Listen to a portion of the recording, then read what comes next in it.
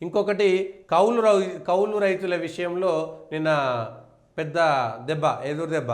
కౌలు రైతుల విషయంలో కౌలు రైతులు భూ యజమానులు కౌలు రైతులు మాట్లాడుకోవాలి. మేము వ్యవసాయం చేసేటువంటి వాళ్ళకి సాయం చేయాలనుకుంటున్నాం అనేటువంటిది. మీరు ఇచ్చినటువంటి మేనిఫెస్టో చదువుకోండి. కౌలు రైతులకు ఇస్తాము, రైతులకు ఇస్తామని చెప్పారు. భూ యజమాని కౌలుకి ఇచ్చుకుంటే ఆ భూమి మీద రైతు భరోసా వస్తే యజమాని తీసుకుంటాడా, లేకపోతే వ్యవసాయం చేసుకున్నటువంటి వ్యక్తి కౌలు రైతు తీసుకుంటాడా? ఒక్కసారి ఆలోచన చేయండి. ఒక ఇంటి మీద కిరాయి ఉన్నదనుకోండి, ఒక ఇంట్లో కిరాయి ఉన్నాడు. ఇప్పుడు ఆ కిరాయి ఉన్నటువంటి ఇల్లు భూసేకరణలో కొట్టేసిరు అనుకోండి, అందులో కిరాయి ఉన్నాయన్న తీసుకుంటాడా, భూ యజమాని తీసుకుంటాడా? మంచి కానీ చెడు కానీ నష్టం కానీ ఏదైనా ఇంకో ఈ కాంట్రడిక్షన్ వస్తుంది.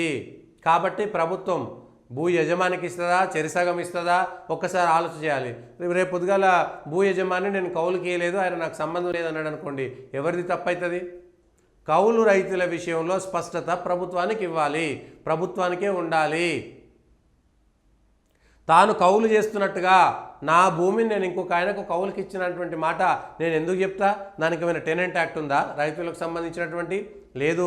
ఒక బిల్డింగ్ కట్టుకుంటేనేమో దాంట్లో ఒప్పందం ప్రకారము మేము కిరాయికుంటున్నాము, పలానా లీజ్ యాక్ట్ ఒకటి ఉంటుండొచ్చు. కానీ వ్యవసాయ భూములకు కౌలుకి ఇస్తే కౌలు రైతులకు సంబంధించినటువంటి చట్టంలో భూ యజమానికి కౌలుకు మధ్య చట్టం ఉంటుంది, తీసుకొచ్చి చెప్పండి. ఇగో భూ యజమాని ఖచ్చితంగా తాను వ్యవసాయం చేయకపోతే వేరే వాళ్ళకి కౌలుకిస్తే ఖచ్చితంగా ఇది నమోదు చేయాలి అనేటువంటి అంశము. ఎందుకంటే ఇక్కడైతేనేమో ట్యాక్స్ అవన్నీ ఉంటాయి కాబట్టి నీకు వచ్చినటువంటి ఆదాయం ఎక్కడికి వెళ్ళి వచ్చిందో చెప్పాలి. వ్యవసాయం చేసుకునేటువంటి వ్యవసాయ భూమి ఉన్నటువంటి రైతుకి అవన్నీ అక్కర్లేదు కదా. తన పంట భూమి ఎవరికో ఇస్తాడు. ఈ కాంట్రడిక్షన్ ఇచ్చేటువంటి దాంట్లో మొండి చేయి కౌలు రైతులకు మీరు మొండి చేయి ఇస్తారా?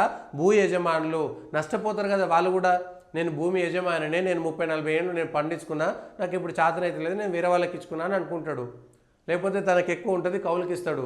కౌలుకి ఇస్తే రేపు పొద్దుగాల అక్కడ కౌలు పొందినటువంటి రైతుకే రైతు భరోసా వచ్చిందనేటువంటి మెసేజ్ వచ్చిందనుకోండి, రేపు పొద్దుగాల ఏదైనా మంచి చెడు జరిగితే ఆ భూమి సంబంధించినటువంటి భూసేకరణలో ఇంకేదైనా జరిగితే ఎవరికి పోతుంది?